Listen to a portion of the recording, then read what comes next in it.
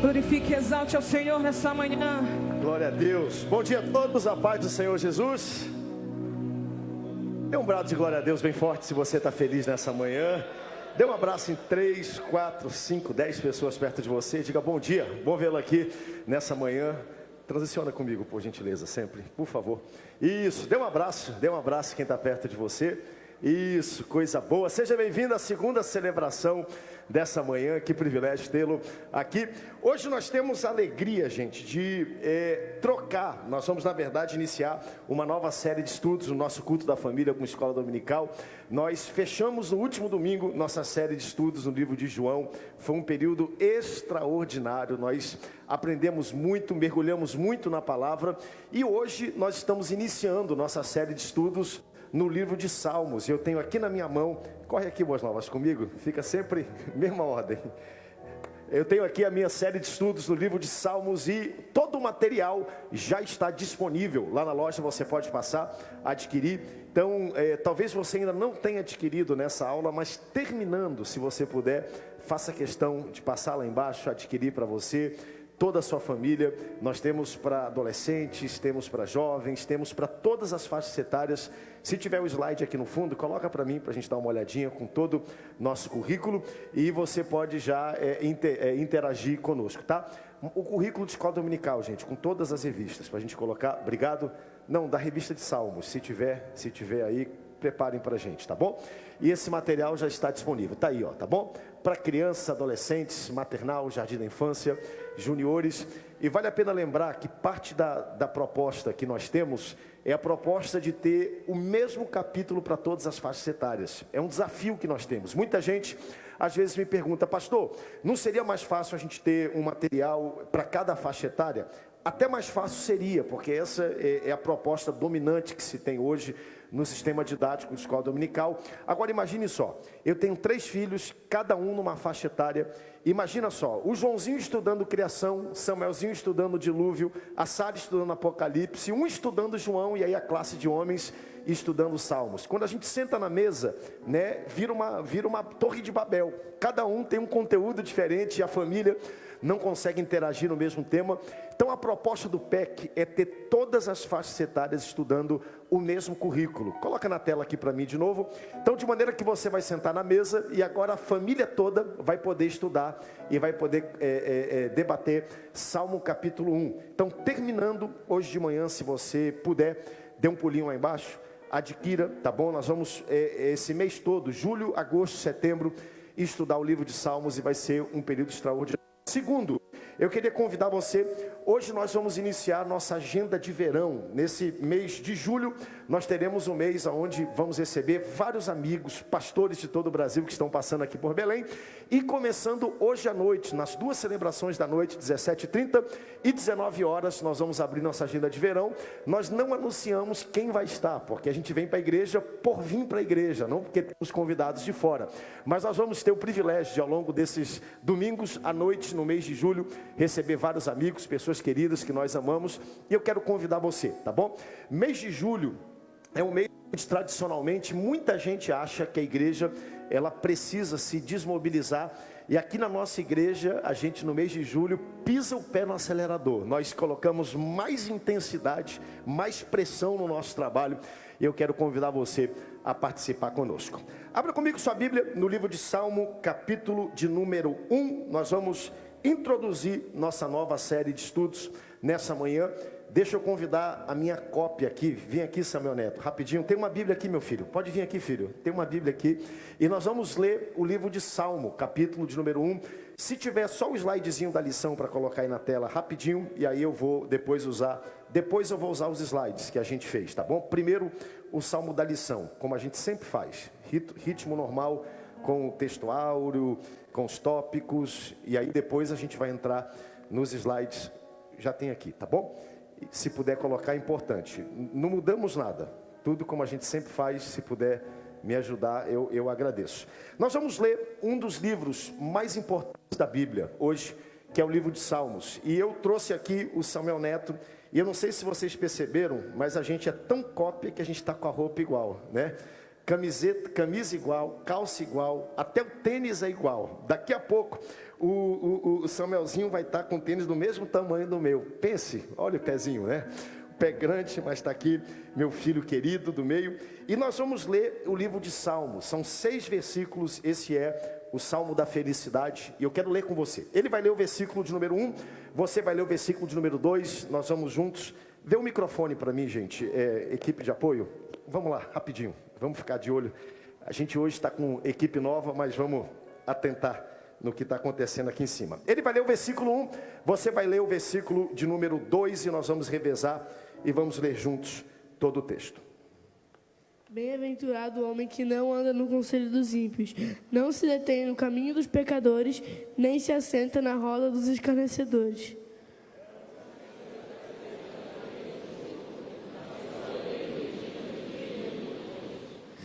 Ele é como a árvore plantada junto à corrente de águas, que no devido tempo dá o seu fruto, e cuja folhagem não murcha.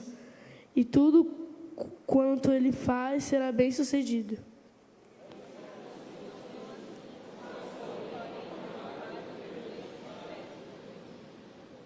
Por isso, os perversos não prevalecerão no juízo, nem os pecadores na congregação dos justos.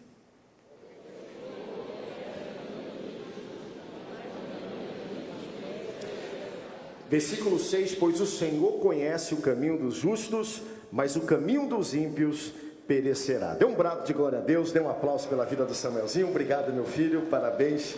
Deus abençoe pela sua coragem. Tome seu assento, corpo sentado, mas a alma de pé nessa manhã abençoada. Bom, hoje nós vamos começar o livro de Salmos. E tratando-se de Salmos, Salmos é um livro que traz muitas peculiaridades. E a lição de hoje, tem aí já o slide da primeira lição? Só coloca para mim na tela para a gente dar uma olhadinha, rapidinho. É como a gente faz todos os domingos, gente, tá? A gente não pode deixar desmobilizar, não muda nada. Cadê o Jadiel? Tá por aí? Se tiver, pede para ele dar um pulo aqui comigo, tá? O livro de Salmos é um livro que precisa ser compreendido. Cada livro, ele tem um propósito, ele tem uma maneira de ser escrito, e a gente precisa entender. E a lição de hoje talvez seja uma lição um pouco mais técnica, que eu vou trazer para você. E eu quero que você preste muita atenção, por ser o maior livro da Bíblia, um livro que traz consigo algumas características, a gente precisa entender o porquê que Salmos foi escrito. Como ele foi escrito, o porquê que ele foi somado no texto sagrado e o que Deus deseja comunicar ao nosso coração através do livro de Salmos. E para isso, a gente vai olhar um pouco a concepção, o porquê que esse livro ele foi criado, tá bom? Aí está Salmo, a lição de número 1, Salmo capítulo 1, o Salmo da Felicidade. Nosso texto áureo é Salmo capítulo 1, versículo 1. Bem-aventurado o homem que não anda no conselho dos ímpios, nem se detém no caminho dos pecadores, nem se assenta na rota dos escarnecedores. Nossa verdade prática diz: os salmos são uma coleção de louvores e orações que transmitem paz aos corações e inspiram a louvar e a confiar no Senhor. Como você pode ver, a gente vai estudar primeiro a formação do livro, como ele foi formado, autores, datas, classificação, divisão e organização desse livro. Se tratando de Salmos, isso é extremamente importante. Não dá para a gente estudar o livro de Salmos sem entender um pouco como ele se classifica, por que ele foi formado e como ele se divide. E se nós tivermos hoje tempo, eu vou mergulhar rapidamente no Salmo de número 1. É um salmo de 6 versículos, é um salmo muito simples, é chamado o Salmo da Felicidade, todos nós conhecemos e a gente vai olhar. Mas vamos lá.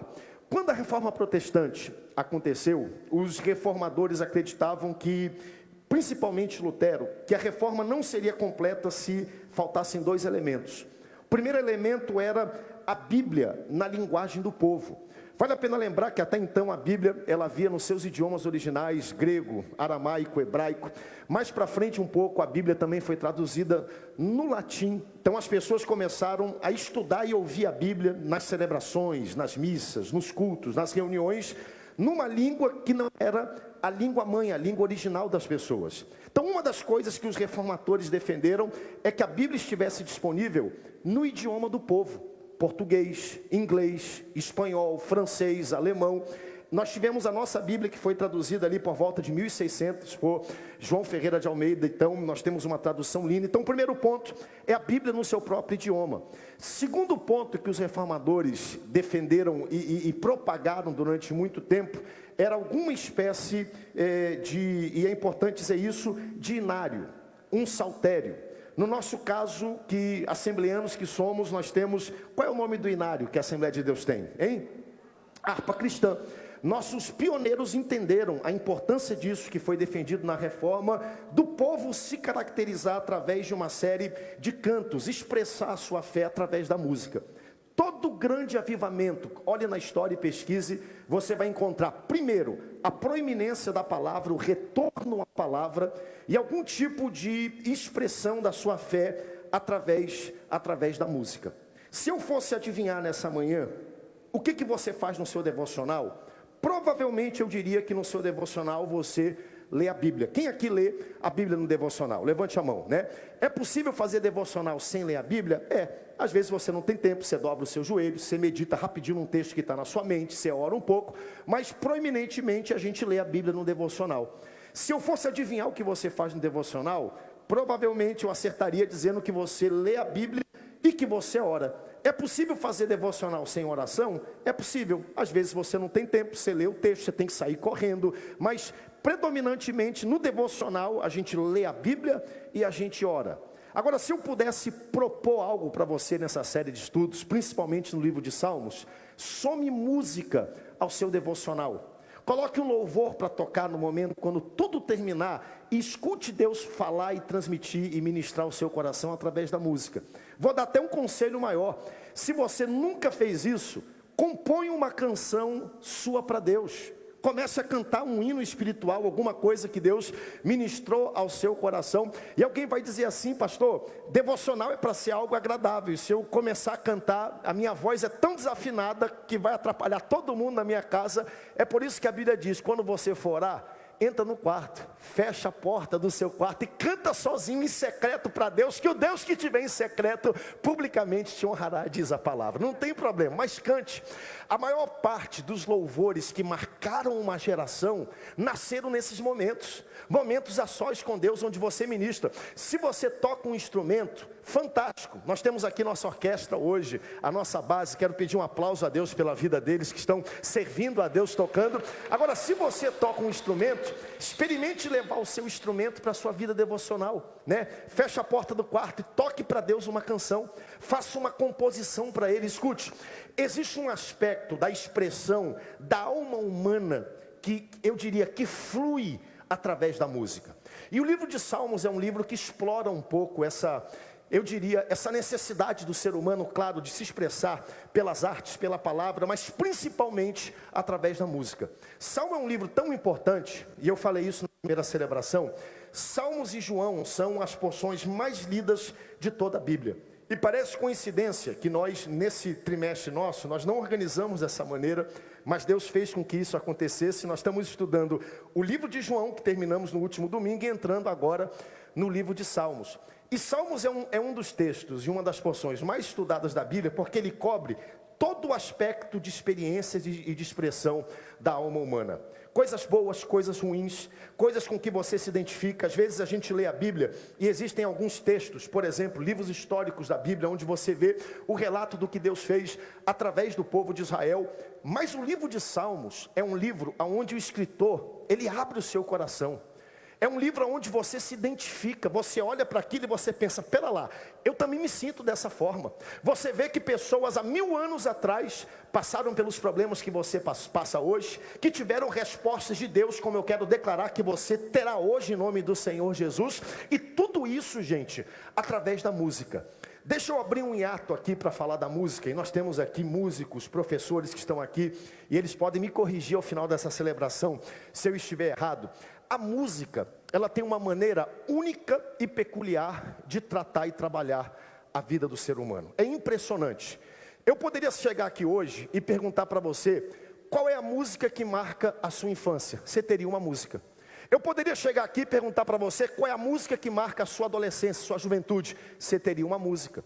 Eu poderia tocar uma música aqui que marca uma época de luto, de dificuldade, onde você perdeu alguém, e aí de repente o nosso maestro dá o tom, ele dá o primeiro acorde ali da música, você identifica a música, e aquilo começa a suscitar dentro de você uma série de você não consegue explicar. Tudo isso acontece por causa do quê? Da música.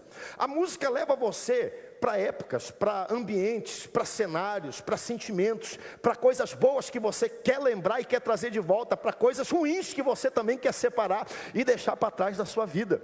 Vale a pena lembrar que Lúcifer, um dos principais anjos que habitava no céu antes da criação, era o anjo que cuidava de que área no céu? Hein? Da música. A Bíblia descreve ele como sendo um ser que tinha acoplado no seu corpo instrumentos musicais. E a influência dele através da música foi tão grande, foi tão profunda, que quando ele se rebela contra Deus, ele leva consigo 1/3, a Bíblia diz, dos anjos e dos seres angelicais que haviam no céu. Por quê? Porque a música tem esse poder. A música mexe com as emoções. A música, ela consegue mexer com a alma. Se eu tiver aqui nessa noite tocar um tom menor, né? Isso já mexe com as suas emoções. É uma música de lamento. Se você pega a mesma música e você levanta ela, aquilo tem a capacidade de mexer com a sua alma. Lembra da história de Saul? Saul se encontrava triste, oprimido. Vinha Davi, tocava a sua harpa, e aquela música e a presença de Davi levantava o espírito de Saul. Então note que o livro de Salmos é um livro poderoso. Por quê? Porque ele mexe com todas as expressões e com todo o espectro da emoção da alma humana. Você se identifica. Você vai ver agora homens abrindo o coração, derramando a sua alma, reclamando com Deus, questionando Deus, murmurando contra Deus, recebendo da parte de Deus, unindo esse aspecto poderoso que a música tem de falar e de ministrar a alma. Então Salmos é um livro extremamente poderoso. Salmos é um livro que tem uma mensagem muito forte. E os rabinos, eles chamam esse livro até hoje, o nome no hebraico é Sefer Tehillim. Você pode pesquisar depois. Sefer significa livro, Tehillim significa louvores. Então o livro de Salmos é um livro de louvores. É uma coletânea de louvores, é um inário, é um saltério, é uma espécie de harpas. São poemas que foram compostos para serem acompanhados, lidos e apreciados através da música. Então quando nós lemos o livro de Salmos, nós estamos lendo o quê? Músicas, nós estamos lendo poemas, nós estamos lendo canções que foram feitas para serem apreciadas através da música. Quando o livro de Salmos, ele era apreciado no tempo antigo e no seu formato original, ele era apreciado não assim como a gente lê de forma corrida, mas ele era junto com a música, como nós cantamos os nossos hinos da harpa cristã. E quando a gente percebe o livro de Salmos, é interessante você notar que existem algumas anotações que são muito peculiares da música. Eu não sei, professores, se na música tem, mas no livro de Salmos você vai encontrar mais de 75 vezes a palavra selá. Eu não sei o que tem na música, qual é a pausa, né? Qual é o símbolo que tem na música, mas selá significa pare e pense, avalie, absolva aquilo que você está lendo. Porque quando a gente lê o texto bíblico, a gente vai lendo, vai acelerando, e de vez em quando a gente tem que parar, né? Dar uma pausa. O que esse texto está falando ao meu coração? Qual é a verdade que está sendo transmitida? O que Deus pretende falar? Então você tem mais de 77 vezes essa expressão, são 150 salmos, em quase metade deles a expressão é: pare um pouco, tire uma brecha, avalie, reflita sobre o que está escrito aqui nesse texto. Você vai encontrar, por exemplo, expressões como ao mestre do coral, está no livro de Salmos, ao chefe dos músicos, está no livro de Salmos. Alguns dos salmos ele coloca logo no começo o tom e qual é o ritmo que aquele salmo vai ser cantado, se é um salmo de lamento, se é um salmo de alegria, se é um salmo de celebração. Tudo isso são expressões características da música, porque a música, ela tem essa didática, essa maneira de se expressar e tocar a alma. Eu estava lembrando o poder da música, e aqui é só para a gente contar, vou contar para todos vocês, mas agora principalmente aqui para a nossa Big Band. Minha avó, ela foi uma grande compositora, alguns de vocês conheceram, missionária Ruth Doris Lemos. Muitos dos hinos que estão na harpa cristã são de tradução da minha avó, mãe da irmã Rebeca. E ela era uma missionária norte-americana, pianista, formada em piano. Então ela era formada. E ela tinha um ouvido perfeito, um ouvido para música impressionante. Ela ouvia algum tipo de som, um tom, um instrumento, e ela sabia exatamente qual era o tom daquele instrumento. E eu lembro que a minha avó regia um coral, né? E os alunos do IBAD, eu encontrei muitos deles agora lá em São Cristóvão, no Rio de Janeiro, eles me dizendo, havia um coral gigantesco cantando, quando uma pessoa saía do tom, ela ia exatamente na pessoa, por quê? Porque o ouvido dela era tão afinado e tão sensível, que ela conseguia exatamente identificar qual era a pessoa que estava cantando fora do tom. Conta a história que certa vez eles estavam indo com o coral do IBAD, do Instituto Bíblico, para o Rio de Janeiro, o pastor Dalvo. Aí de repente, um homem bêbado, numa Brasília branca, eu não sei, por alguma razão a van cortou esse homem, e ele ficou muito chateado, e ele foi da Avenida Brasil, até ali a entrada do Rio, buzinando, fechando o carro, dando trabalho, né? E o pessoal assustado dentro do carro, e ele vinha por trás e gritando, falando palavrão, tocando a buzina, tudo. Moral da história, todo mundo ficou muito assustado. Eles pararam lá na frente, num posto policial, e foram denunciar esse suposto cidadão. Quando chegou no posto policial, o policial perguntou para eles, qual era o carro? Eles disseram, bom, era uma Brasília branca. Qual era a placa? Não, a gente não conseguiu ver. Aí o policial falou, bom, vocês precisam dar para a gente algum dado, né? De onde veio, para onde foi, tinha uma aparência, tinha um símbolo, alguma coisa para a gente identificar. A minha avó levanta lá de trás para o policial, fala, senhor policial, a buzina era em si bemol. Olha só o que ela diz para ele. A buzina era em si bemol. O ouvido que ela tinha para a questão musical. O livro de Salmos, ele vai identificar tudo isso. É o mestre do coral, qual é o tom, qual é a celebração. São linguagens que nós não estamos acostumados a ver na Bíblia, mas que estão aqui para que a gente possa entender. Olha só algumas curiosidades do livro de Salmos. Eu vou pedir aí que abra para mim a apresentação. E eu coloquei aqui na tela só para você... Rapidinho, pode passar, guardar no seu coração algumas curiosidades. Primeiro, o livro de Salmos é o livro mais longo de toda a Bíblia. São 150 capítulos. É por isso que quando a gente abre na Bíblia, você abre bem no meio, você vai cair aonde? Em Salmos. Por quê? Porque é um livro longo, é fácil de achar. Ninguém erra o livro de Salmos, né? Agora quando fala Naum, Miqueias, Abacuque, aí o cara fica doidinho, né? Perde o rumo, mas Salmos a gente encontra 150 capítulos da Bíblia. Não apenas o livro de Salmos é o livro mais longo da Bíblia, mas ele é o livro que também compõe, ele tem o capítulo mais longo da Bíblia. Alguém sabe qual é o capítulo mais longo da Bíblia? Salmo 119. Se você quiser, dê uma olhadinha na sua Bíblia. É o salmo mais longo, são 176 versículos, o Salmo 119, a gente vai estudar ele aqui, recheado de bênçãos, de teologia, de princípios bíblicos, 176 versículos. Não apenas é o livro mais longo, que compõe e contém o capítulo mais longo da Bíblia, mas também contém o capítulo mais curto da Bíblia. Alguém sabe qual é? Hein? 117, é só você olhar o 119, voltar um pouquinho para a esquerda, são só 2 versos só você vai encontrar, Salmo 117, então você tem o capítulo mais longo e o capítulo mais curto da Bíblia, dentro desse livro que é o mais longo. Muita gente comete o erro de chamar esse livro, pode ir passando comigo, me acompanhando, o 4, por favor, de chamar ele e referir como Salmo ou Salmos de Davi. Algumas versões antigas, os mais antigos vão identificar que está escrito Salmos de Davi, vocês lembram disso? E está errado, por quê? Porque Davi não foi a única pessoa a escrever os salmos que estão registrados. Pelo menos 7 autores diferentes escreveram um livro de salmos. Vamos lá, Davi, algo em torno de 70 a 73 salmos, a maior parte dos salmos, quase todos, a primeira parte do livro de Salmos, ela foi escrita pelo rei Davi, é o maior e principal escritor, mas não é o único. Os filhos de Corá com 12, Asaf com 12, Salomão com 2 salmos, ou seja, a sabedoria de Salomão também aparece aqui nesse texto. Moisés, olha só, Moisés, o primeiro grande profeta, também escreveu um salmo, Emã e Etã, cada um com um salmo, e aí nós temos 50 salmos que são chamados de salmos órfãos, ou seja, salmos que nós não conhecemos ao certo a autoria, mas pode ter sido qualquer um desses.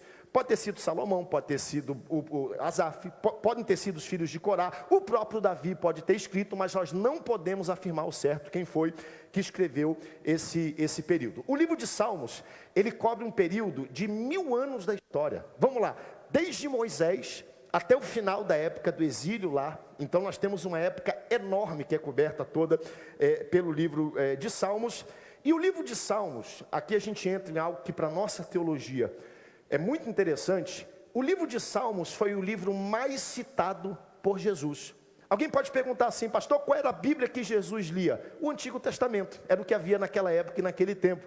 Então existem pelo menos 11 citações explícitas, claras de Jesus acerca do livro de Salmos, acerca do que nós vamos estudar nesse momento, né? Foi o livro do Antigo Testamento que Jesus mais citou e mais se referiu. E alguém pode perguntar, pastor, por que Jesus falou tanto do livro de Salmos? E aqui está a próxima razão, o 7º ponto, pode passar comigo. Porque existem 17 salmos messiânicos. São 150 salmos, então nós estamos falando aí quase 15% dos salmos que estão na Bíblia são salmos diretos acerca de Jesus. Atenção para isso, salmos falando do futuro. Quem ele seria, aonde ele nasceria, de que família ele chegaria, como é que seria a sua ascensão, como é que seria a sua crucificação, como é que seria a sua glorificação, como é que seria a sua ressurreição. Muito antes de acontecer, o Espírito Santo ungiu alguém que cantou a verdade, a presença e a força do Messias que nós conhecemos nos dias de hoje.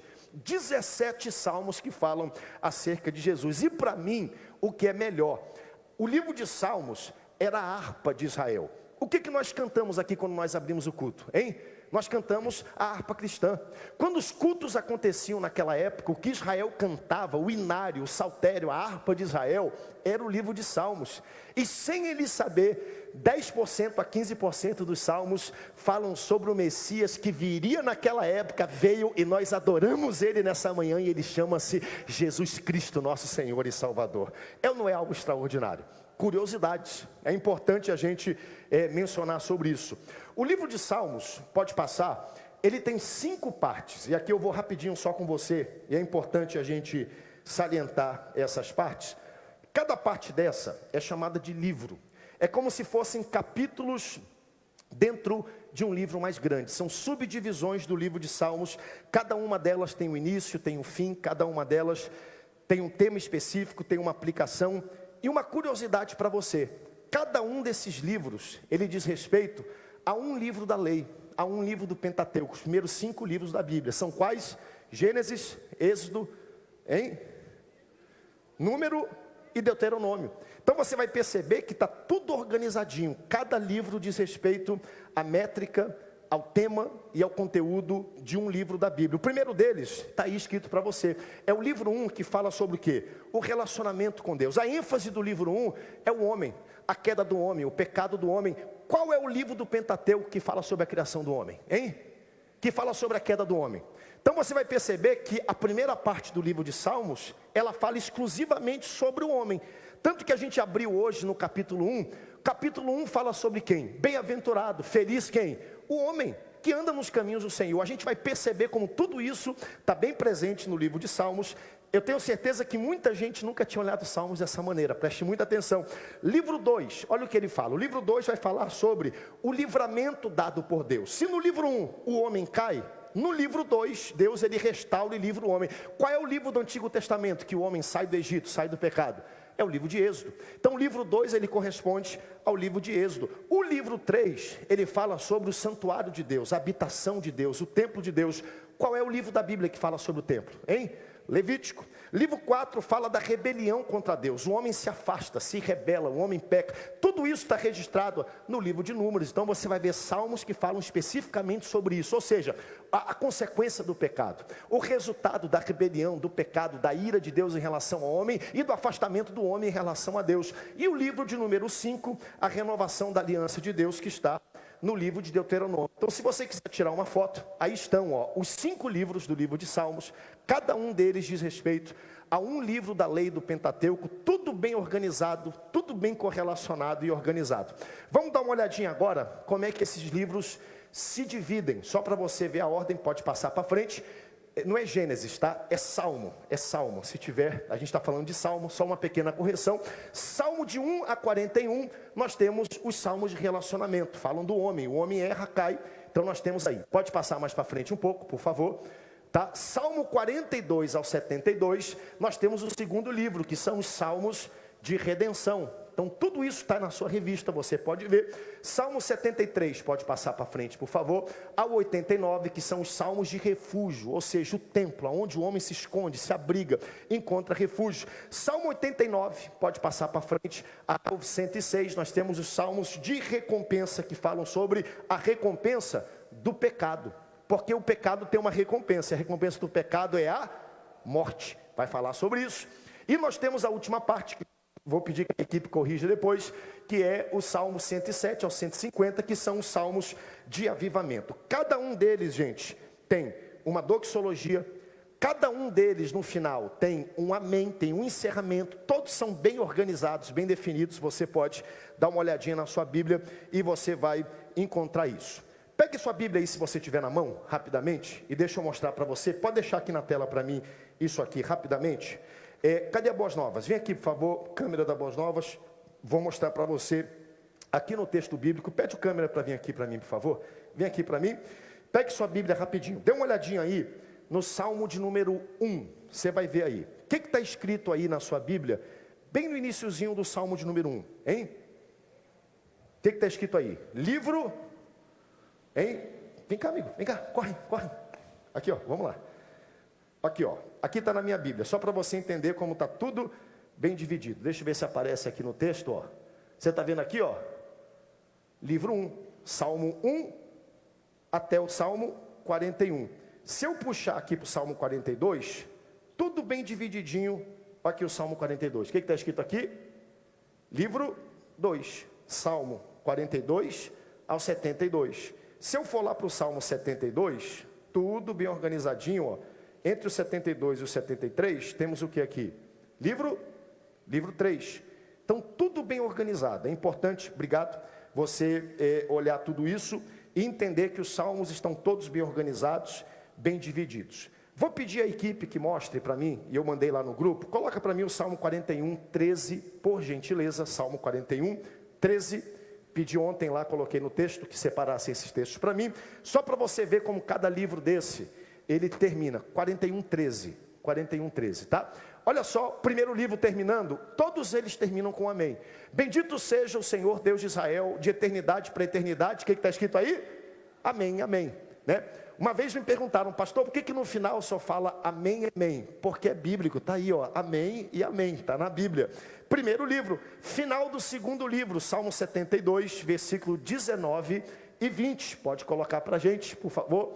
Salmo 72, 19 e 20. Bendito seja para sempre seu glorioso nome, e da sua glória se enche toda a terra. O que está escrito? Amém, amém. Terminou o segundo livro, tudo bem organizadinho, tudo no seu lugar. Final do livro 3, Salmo 89, versículo 52. Cada um deles tem uma doxologia e tem um amém. 89, versículo 52, pode colocar. Salmo 89, versículo 52. Vamos lá. Bendito seja o Senhor para sempre. O que está escrito aí? Amém, amém. Final do livro 4, Salmo 106, versículo 48. Todos bem organizadinhos. Salmo 106, versículo 48. Bendito seja o Senhor Deus de Israel, de eternidade a eternidade. E olha a frase que a gente ama dizer na Assembleia de Deus. E todo o povo diga... Está no texto também, é bíblico, está aí. E no final nós temos aí aleluia. Note que está tudo bem dividido, está tudo bem organizado, tudo no seu devido lugar. Quem está entendendo até agora, com glória a Deus, bem forte, em nome de Jesus. Desculpem, é uma aula um pouco mais técnica, mas é importante porque nós vamos estudar e aprender com o livro mais, eu diria, mais substancioso que nós temos em toda a Bíblia. O livro de Salmos é um livro cheio de algumas estruturas. Vamos lá para o capítulo 1 novamente, que é o capítulo que nós lemos nessa manhã. E agora eu queria que você olhasse para o capítulo 1, e vai aparecer na tela, mas se você puder olhar na sua Bíblia, faça isso, me ajude. Como é que se lê o livro de Salmos? Vamos lá. Como o livro de Salmos, ele não é só um texto, o livro de Salmos é uma canção, então a gente tem que ler com o coração. O livro de Salmos não é um livro para você ler correndo. Não é um livro para você passar corrido de uma vez só. Você tem que olhar e meditar, parar. Caso contrário, esse livro não vai fazer sentido ao seu coração. Faz toda a diferença quando a gente lê com pressa, correndo, sem entender, e a gente lê devagar. Vamos lá, o versículo 1. Bem-aventurado. O que significa bem-aventurado? Você pode pesquisar depois. Você vai perceber que tem muita ideia, tem muita teologia, tem muita coisa concisa nessas palavras. Bem-aventurado o homem que não anda no conselho dos ímpios, é uma ideia. Que não se detém no caminho dos pecadores, que não se assenta na rota dos escarnecedores. Antes, o seu prazer está na lei do Senhor, e na sua lei medita de dia e de noite. Ele é como árvore plantada junto à corrente de águas, que no devido tempo dá o seu fruto, e cujas folhagens não murcham, e tudo o que ele faz será bem sucedido. Os ímpios não são assim, são porém como a palha que o vento dispersa. Por isso, os perversos não prevalecerão no juízo, nem os pecadores na congregação dos justos. Pois o Senhor conhece o caminho dos justos, mas o caminho dos ímpios perecerá. Cada linha dessa dava uma pregação por si só. Cada texto, cada frase que a gente lê aqui, ela tem uma verdade profunda que eu poderia ministrar. O livro de Salmos é um livro cheio de teologia, mas não é um livro teológico. É um inário. É importante que você entenda essa questão da música. Todos os principais contextos e conceitos teológicos da Bíblia estão contidos nas linhas do livro de Salmos, mas o objetivo de Salmos não é comunicar teologia, é ser um inário, é ser cantado, é ser um livro de adoração. E por ser um livro de adoração, pode tirar aqui de trás, por favor, o slide. Ele tem uma estrutura que é própria dele, e é importante você entender a estrutura para entender o que ele quer comunicar. Vamos lá. Nós estudamos, há 2 trimestres atrás, o livro de Jó. Alguém aqui lembra da estrutura do livro de Jó? Hein? Quando aqueles amigos apareceram com Jó, é muito claro. Todos os amigos que apareceram, nós temos um discurso, né? Aí tem uma réplica de Jó, aí tem uma tréplica deles, depois tem uma palavra de Jó, e aí tem mais uma palavra deles. Tudo bem organizadinho, certinho. Por quê? Porque o livro de Jó é um livro poético. Por ser um livro poético, ele tem uma estrutura. O livro de Salmos também tem uma estrutura. E é importante a gente entender como esse livro foi construído para a gente entender o que ele quer comunicar. Vamos lá.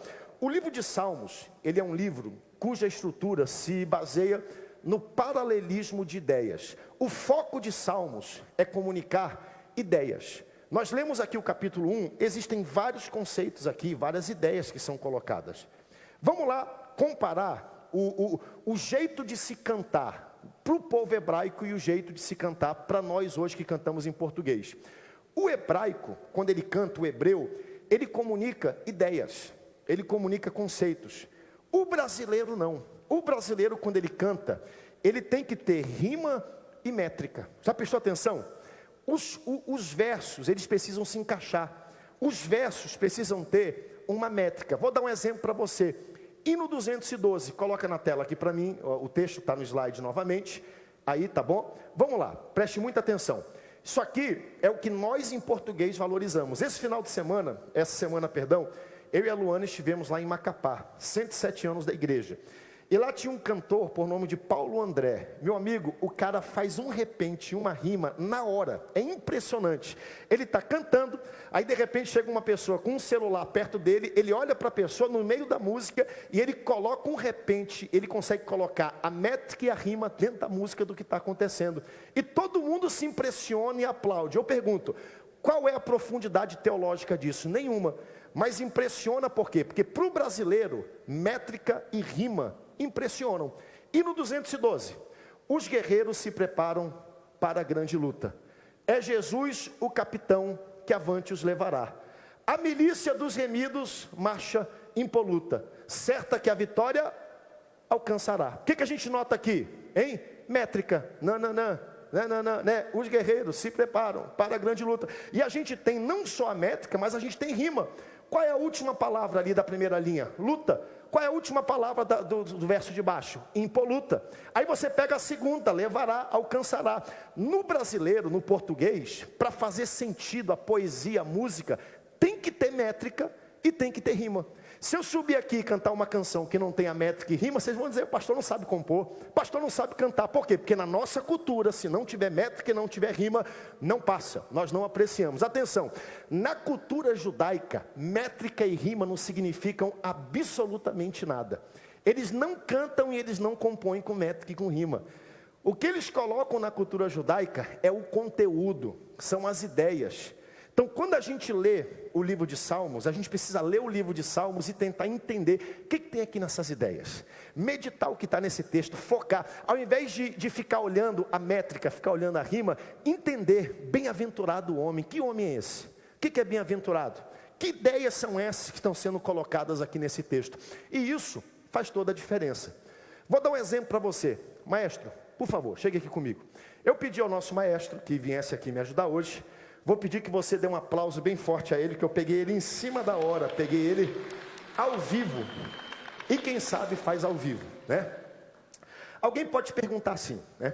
Pastor, faz diferença a maneira que você aprecia alguma coisa? Claro, toda a diferença, né? Daqui a pouco, são 11h05 da manhã, daqui a pouco a gente vai para casa almoçar, né? Quem vai almoçar um filhote hoje? Dá um glória a Deus aí bem forte. Meu Deus, cadê o filhote, gente, aí? Quem vai apreciar uma pescada amarela hoje? Dá um glória a Deus bem forte aí. Aí, uma dourada. Quem vai uma dourada, né? Oi, a Luana perguntou o açaí. Quem vai açaí hoje? Dê aí um amém bem forte. Pronto, então encontramos um consenso aqui. Mais uma vez, essa semana nós tivemos lá em Macapá, brincadeiras à parte, porque é hora do almoço, eu vou instigar você um pouco, né? E aí, no final do culto, serviram um peixe pra gente, né? E aí colocaram o filhote frito, né? E colocaram uma caldeirada de pescada amarela.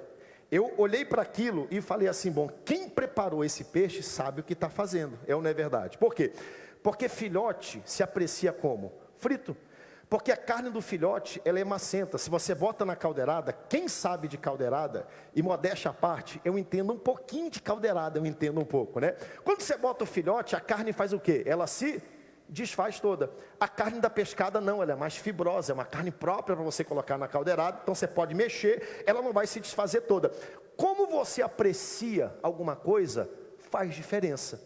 Como você lê o livro de Salmos, faz diferença. Nosso irmão aqui, ele tem o mesmo instrumento, a mesma pessoa, a mesma audiência aqui, ele vai tocar a mesma coisa, porém de forma diferente. E você vai perceber que a mesma coisa feita de forma diferente, apreciada da forma certa, tem diferença. Toque a primeira parte, por favor.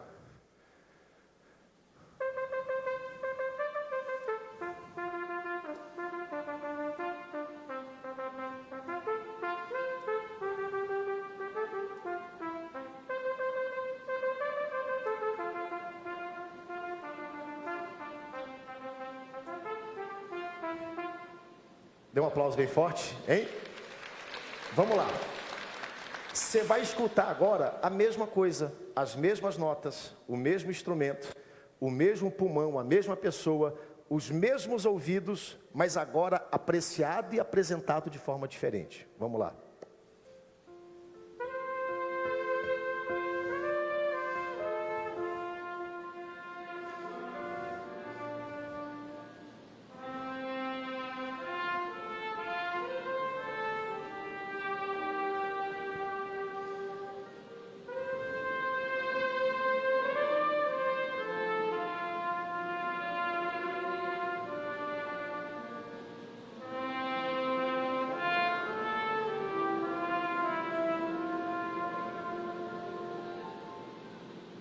Dê um aplauso ao nosso Deus.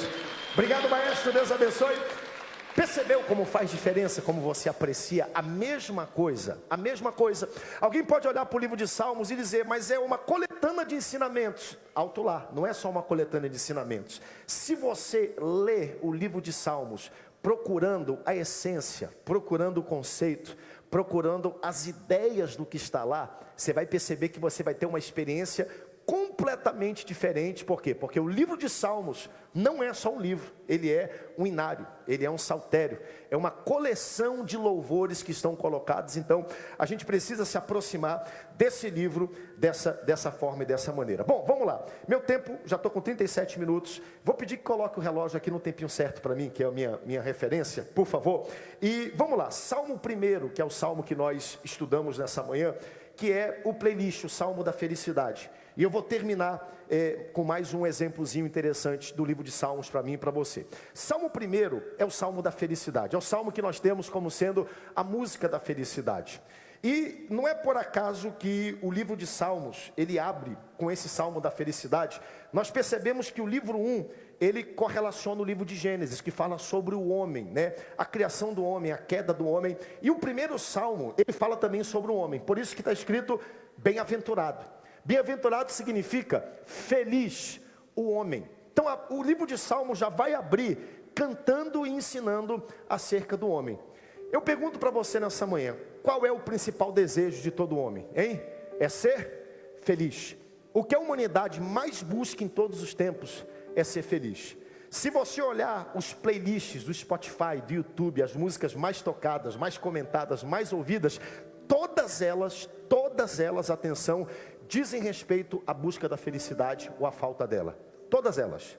É o homem querendo ser feliz. É o homem buscando ser feliz no seu relacionamento, buscando ser feliz completo. Ou então a ausência disso, que nós conhecemos como sofrência, né? É o homem falando do que poderia ter sido, mas não foi. É o fio de cabelo no paletó de uma pessoa que ele amava, mas aí o relacionamento não deu certo, por isso ele não é feliz. Note que a principal busca do ser humano é ser feliz. E todo mundo tem um caminho para a felicidade. Todo mundo tem uma receita. Qual é a receita para a felicidade? Se eu perguntasse para você hoje, qual é o caminho da felicidade, qual seria a sua resposta? Todo mundo aqui tem. Talvez algumas pessoas diriam, pastor, para mim ser feliz hoje é ter um melhor emprego. Para mim ser feliz hoje é ter algum recurso na minha conta, porque eu tô no cheque especial, está faltando alguma coisa. Para mim ser feliz é morar numa casa, é ter um carro novo, é ter status social. Para mim ser feliz, pastor, é casar, porque até hoje eu não consegui casar e eu quero casar de qualquer jeito. Alguém poderia dizer para mim, pastor, ser feliz era não ter casado com a pessoa que eu casei. Alguém pode dizer isso? Alguém pode dizer. Todo mundo tem, gente, algum tipo de receita sobre o que é felicidade. E felicidade, deixa eu dizer algo para vocês, é algo muito relativo. Diga para quem está perto de você, felicidade é relativo. O que é felicidade? Eu pergunto para você, hein? Para quem está numa UTI, felicidade é viver um dia a mais. Ela daria todo o dinheiro que você está buscando para viver um dia só. Por quê? Porque para ela felicidade é viver um dia a mais. Para quem está na guerra da Ucrânia, o que é felicidade para eles? É que a guerra acabe. Já perdeu tudo, não tem, já teve que fugir, deixar tudo, é que acabe. Para quem está com fome, o que é felicidade? Um prato de açaí, de comida. Felicidade, né? Então felicidade, o que para mim para todos nós é diferente. E todo mundo vive essa busca ensandecida de procurar felicidade. E note que a maior parte das pessoas no mundo hoje se declara infeliz. Você sabia que no Brasil, 70% das pessoas não estão contentes e felizes com o trabalho que têm? Você sabia que a maior parte das pessoas, do povo brasileiro, se declara infeliz com seu status social e com os recursos e com aquilo que tem para viver? Todo mundo busca. A maior busca do ser humano é a felicidade. Como é que se encontra a felicidade? Aonde chega a felicidade? E aqui nesse texto, o salmista, que possivelmente aqui é Davi, ele já começa dizendo bem-aventurado. Bem-aventurado aqui significa feliz. Feliz o homem.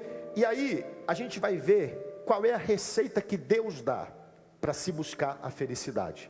Note que todo mundo garante felicidade. E ontem eu parei para pesquisar um pouco. Dê uma olhadinha depois. PEC 19 de 2010. A PEC 19 de 2010 quer colocar na Constituição brasileira o direito à felicidade. Querem colocar na Constituição assim, altera o artigo 6 da Constituição Federal para incluir o direito à busca da felicidade. Até a Constituição tenta garantir a felicidade, o difícil é ela garantir que você chegue lá, mas ela tenta, está aqui na Constituição. Alguma coisa, né? E a maior busca é essa, gente. O ser humano quer ser feliz. Posso dizer algo para você nessa manhã? Você foi feito por Deus para ser feliz nessa terra, para experimentar coisas boas. Só que felicidade não é uma conquista. Felicidade não é um destino, um local onde você chega. Felicidade é uma pessoa e o nome dela é Jesus Cristo, nosso Senhor e Salvador.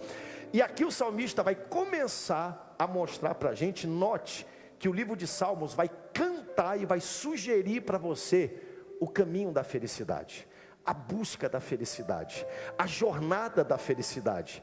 Entenda que o livro, ele não mente, ele não garante, ele diz, olha, é uma jornada, você vai começar, é um processo, não é algo imediato. E aqui a gente entende, quando a gente lê devagar o livro de Salmos e a gente busca isso, e aí o salmista começa a dizer o que a gente precisa fazer para ser feliz. E para ser feliz, a primeira coisa que a gente precisa entender é saber dizer não. Vire para o seu vizinho e diga para ele não. Com cara de brabo, diga não. Porque às vezes para ser feliz, a primeira coisa que a gente precisa aprender a dizer é não. E ele vai dizer, para ser feliz, ele diz assim: bem-aventurado o homem que não. E ele vai colocar, antes de dizer sim, ele vai dizer não para muitas coisas. Ele vai dizer: o homem que não anda no conselho dos ímpios, nem se detém no caminho dos pecadores, nem se assenta na rota dos escarnecedores. Pode parecer algo negativo aqui no texto, e claro, a gente vai ler o versículo 1, mas antes de dizer o que você pode fazer, ele vai dizer, a princípio, o que você não pode fazer, porque às vezes, o não é o primeiro caminho para muitos sims abençoados. Você saber aonde não está, é o primeiro caminho para que Deus coloque você no lugar certo para experimentar tudo aquilo que Ele tem para fazer na sua vida. E ele começa dizendo, primeiro não, quem não anda no caminho dos ímpios. Primeiro, cuidado com aquilo que você ouve. Bem-aventurado, feliz o homem que não anda no caminho dos ímpios. 2 caminhos para o desastre. O homem que não ouve ninguém. Já viu aquele tipo de gente? Não escuto ninguém porque eu sei o que eu faço, porque eu sou autossuficiente, porque eu sou melhor e eu não preciso do conselho de ninguém. Primeiro caminho para o desastre é não ouvir o conselho de ninguém. Segundo caminho para o desastre é você ouvir o conselho de todo mundo, porque todo mundo tem uma opinião como você tem que viver, não é verdade? A Bíblia está dizendo aqui, bem-aventurado o homem que não se detém no conselho dos ímpios. Segundo não se detém no caminho dos pecadores. Notem que esse texto ele tem uma progressão. Esse homem era um homem que andava em alta velocidade, ele corria, né? E ele vinha, de repente o ímpio aparece, agora ele para ouvir e ele está andando. Aí de repente mais para frente, coloca o versículo 1 aqui para mim, ele parou, ele se deteve no caminho dos pecadores. E por fim, ele se assentou na rota dos escarnecedores. Está aí o texto, ó. Bem-aventurado o homem que não anda. Ele vinha correndo, agora apareceu aí o ímpio no meio, ele começou a andar, diminuiu a velocidade. Depois o pecador veio, agora ele parou no caminho dos pecadores, mas agora por fim, ele se deteve, ele parou, ele se assentou na rota dos escarnecedores. Quando o texto bíblico diz isso, ele não está dizendo que a gente não tenha que conviver, que se relacionar com pessoas que não tenham a nossa fé. Não é isso que o texto está dizendo, não. Nosso tema esse ano é sal da terra e luz do mundo. Jesus era chamado de amigo de pecadores, por quê? Porque Jesus sabia estar nesses ambientes, mas não se corromper com esses ambientes. Ele transformava os ambientes aonde ele estava. Nós temos que saber conviver com as pessoas, mas entender que nós não podemos parar, nos deter e nos assentar nesse meio. Um dos segredos para mim, e eu sou uma pessoa que o tempo todo tenho que interagir por força do ofício pastoral em vários circuitos e meios sociais. Por exemplo, recentemente eu fui convidado para figurar em um deles. E aí, o que para mim funciona como sendo uma maneira de medir tudo isso? É quando eu começo a estar em ambientes onde as pessoas me consultam acerca de algo que não é a prioridade da minha missão. Note que eu não estou falando de pecado não, estou falando de coisas boas que você pode fazer. Mas quando as pessoas começam a consultar você acerca de coisas que não são prioritariamente a sua missão, eu não estou dizendo que você tem que sair de lá e se ausentar de lá, mas você tem que começar a olhar e dizer, olha, eu vou segurar um pouco isso, por quê? Porque eu não posso me deter nesse caminho. Eu tenho uma missão, eu tenho um caminho. Então ele diz, antes de dizer o sim, primeiro, não ande no conselho dos ímpios, nem se detenha no caminho dos pecadores, nem se assente na rota dos escarnecedores. Mas aí o texto vai mudar, o versículo 2, pode passar para frente por favor.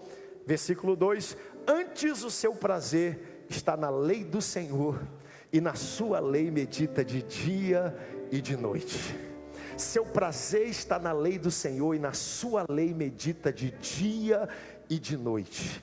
Note que o texto está dizendo, não é a sua obrigação, não é aquilo que você é forçado a fazer, mas antes o seu prazer está na lei do Senhor. Será que você tem prazer na lei do Senhor? E nela, não é ler a Bíblia, porque ler a Bíblia qualquer um lê. Eu conheço pessoas, nós estivemos agora numa celebração, né, lá no Amapá, a equipe que estava comigo estava lá. E uma pessoa que abertamente contra os nossos. Alguns dos princípios que a gente defende na Bíblia, levantou e expôs a Bíblia de uma forma que eu fiquei de queixo aberto. Por quê? Porque essa pessoa entende e lê a Bíblia. Agora, uma coisa é você ler, outra coisa é você ter prazer e meditar. O livro de Salmos não é um livro para ser lido. O livro de Salmos é um livro para ser meditado. É você olhar e dizer assim: Senhor, fala comigo. Você para, você rumina. Não, o que isso aqui quer falar ao meu coração? Você estuda. Se nós não nos aproximarmos de Salmos dessa maneira, esse texto não vai fazer contexto, vai fazer sentido ao nosso coração. Essa última semana a gente estava voltando do Rio, no avião, e a gente pegou uma fila toda. Nós somos 5, eu, Luana, Sara, Samuel e João. E tinha um homem no último assento do meu lado, um senhor. Esse senhor vinha o caminho todo fazendo palavras cruzadas. Palavra cruzada. E eu percebi que o caminho todo ele vinha escrevendo ali, e eu não consegui trocar uma palavra com ele. E eu sempre tento no avião, sempre que a pessoa é simpática, falar com ela, interagir, se tiver uma oportunidade, compartilhar a minha fé. E ele vinha na palavra cruzada. Quando chegou perto de pousar, a moça veio e mandou fechar, né? Como é que é o nome? A mesa, mandou fechar a mesa. Aí eu olhei para ele, eu falei: o senhor está forte aí na palavra cruzada. Ele falou: poxa, né? Eu amo palavra cruzada, eu tenho prazer de fazer palavra cruzada. E eu falei: poxa, deixa eu dar uma olhadinha. E ele falando da palavra cruzada, e ele falou: eu olho para isso aqui e isso salta, né? Eu consigo ver aqui. E gente, ele tinha um caderninho, e o caderninho quase todo preenchido de palavra cruzada. E aí ele falou para mim: olha, a primeira coisa que eu faço quando eu faço a minha mala é colocar dentro da minha mala o meu livrinho de palavra cruzada. E eu aqui pensando comigo: que homem feliz deve ser esse, né? De tanta coisa boa que ele tem para fazer, a primeira coisa que ele bota na mala é o livro de palavrazinha cruzada dele, porque ele tem prazer de fazer palavra cruzada. Eu meio que recriminando ele. Aí o Espírito Santo falou ao meu coração: ei Felipe, ele tem prazer na palavra cruzada. E qual é a primeira coisa que você coloca dentro da sua mala quando você viaja? Você tem prazer na minha palavra? Prazer na minha palavra. Não é obrigação, não é ofício. Porque até eu, pastor, às vezes faço por obrigação e por ofício. Mas é você saber, eu tenho prazer de meditar, porque eu sei que isso aqui é alimento, é libertação, é bênção para a minha alma e para a minha vida. Bem-aventurado, antes o seu prazer está na lei do Senhor. E na lei do Senhor, ele medita de dia e de noite. Fica de pé comigo, vou liberar você para voltar para casa. Está aí o Salmo da felicidade. Simples, né? Não se detém no caminho dos pecadores, nem se detém na roda dos ímpios, nem se assenta na mesa dos escarnecedores. Antes, seu prazer está na lei do Senhor. Nessa lei, ele medita de dia e de noite. E aí ele vai terminar dizendo: ele é como árvore plantada junto à corrente de muitas águas. Quem faz isso está perto da água, está perto do ribeiro, tem alimento, tem água farta, que no devido tempo dá o seu fruto. Não é da noite para o dia, não é automaticamente, não é uma receita, não é uma fórmula que você faz. A Bíblia diz que há um tempo determinado para quê? Para todas as coisas. Mas no devido tempo dá o seu fruto, e cuja folhagem não murcham, e tudo que ele faz será bem sucedido e prosperará. Eu quero profetizar que tudo que você fizer será bem sucedido se você seguir essa receita de felicidade. Está aqui o livro de Salmos. Então meu desafio para você nessa jornada é você se aproximar desse livro com esse perfil, sabe? Medite, leia, tenha prazer, sabe? Se delicie daquilo que o texto está dizendo ao seu coração, que você seja cheio ao longo dessa jornada, e preste muita atenção em alguns pontos, e eu fecho com isso, porque é mais um pontozinho do livro de Salmos que me veio aqui à mente e eu havia esquecido, que é interessante. Boas Novas, sobe aqui comigo de novo, rapidamente. Me ajuda aqui, equipe, rapidinho, tá? O livro de Salmos, ele tem algumas peculiaridades, e eu encerro com essas, né? A Bíblia toda, quando a gente estuda, ela foi dividida em capítulos e versículos. Isso não estava no texto original, não estava, tá? O livro de Salmos é o único livro que já veio dividido em salmos. Por isso, quando a gente vai ler Salmos e se mencionar Salmos, a gente não diz Salmo capítulo 1, porque não precisa. A gente diz Salmo 1, porque já estava dividido. Então a divisão que está no livro de Salmos, ela é inspirada por Deus. Vocês já me viram pregar quantas vezes aqui, quando eu vou pregar um capítulo, eu falo, gente, vamos voltar para o capítulo anterior, por quê? Porque o que está começando o capítulo tem a ver com o que acontece no último. Por quê? Porque o tradutor fez o melhor que ele pôde em dividir em capítulos e versículos para facilitar o seu entendimento. Imagine só um texto grande corrido, João 3,16, para você achar, você ia ter que sair procurando. O livro de Salmos não, o livro de Salmos ele foi dividido, é como ele está. Agora preste atenção, no livro de Salmos, você está vendo isso aqui, ó, quando você vê os justos e os ímpios, né? Salmo 1. Isso aqui não estava no texto original. Isso aqui foi colocado pelo tradutor para facilitar o nosso entendimento. Agora atenção, Salmo capítulo 3, dê uma olhadinha. Isso que você está vendo aqui, sem ser itálico, faz parte do texto original. Salmo de Davi quando fugia de Absalão, seu filho. Ou seja, esse preâmbulo, essa anotação, esse subtítulo é tão inspirado quanto o versículo 1. Bem-aventurado o homem que não anda no conselho dos ímpios. Por quê? Porque estava aqui no texto original.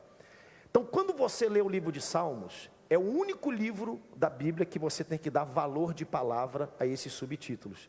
Por exemplo, quando você for ler o Salmo capítulo 3, quem foi que escreveu o Salmo capítulo 3? Hein? Davi. Qual foi a ocasião que Davi escreveu? Salmo de Davi, quando fugia de Absalão, seu filho. Você tem um filho que está se rebelando contra você? Você tem uma situação de rebelião na própria família? Está aqui um texto para você ler. Porque isso aqui é Deus dizendo, se você está passando por esse problema, eu tenho uma palavra direta ao seu coração. Eu tenho alguém que passou e venceu isso, e está aqui, preste atenção.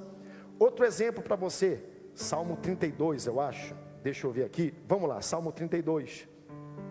Novamente, a bem-aventurança de quem recebe o perdão. Isso aqui não estava no texto original. Mas essa parte que está aqui em itálico, de Davi, Salmo didático. Quem foi que escreveu esse Salmo? Então a gente sabe quem escreveu. Qual é o objetivo desse Salmo? É ser um Salmo? O que é didática, gente? Me ajudem aí. Hein? Ensino. Então Davi vai oferecer ensino sobre o que? É só você ler. Bem-aventurado aquele cuja a iniquidade é perdoada. Ele vai falar sobre perdão. Então se você precisa de orientação acerca de perdão, Deus está dizendo, eu tenho uma palavra acerca de perdão diretamente ao seu coração. Meu irmão, que essa seja a melhor jornada de estudo bíblico que você já teve na sua história. Que Deus fale profundamente ao seu coração através do livro de Salmos. Que você possa abrir a sua Bíblia no Salmo 23. E não é só uma série de palavras e poemas, que vida flua ao seu coração ao longo desse período. Pai, eu quero te agradecer pelo livro de Salmos. Eu quero te agradecer por essa primeira lição introdutória. Eu quero te agradecer porque agora nós sabemos como navegar, Pai, como ler, como receber o que está escrito aqui. São 150 capítulos de vida ao nosso coração. Aqui tu falas sobre tudo, Senhor. Como em Gênesis tu falaste da criação do homem, da queda do homem, tu falas nesse livro. Como em Êxodo, Pai, tu falaste da libertação, quando tu libertastes o homem do cativeiro do pecado, tu falas nesse livro, Senhor. Como tu falaste em Levítico do templo, da adoração, de como se conduz a adoração na tua presença, tu falas nesse livro. Quando tu falaste em Números da rebelião que nós tivemos contra ti, tu também falas nesse livro. Mas quando tu falas, Senhor, em avivamento, em restauração e restituição, tu também falas nesse livro. Ministra a cada coração, quebra barreiras e fronteiras, que possamos sair dessa série de estudos cheios da tua presença. Essa é a nossa oração e súplica no nome forte de Jesus, amém e amém. Dê um forte aplauso ao nosso Deus, tome seu assento, louvando e adorando a Deus nesse momento.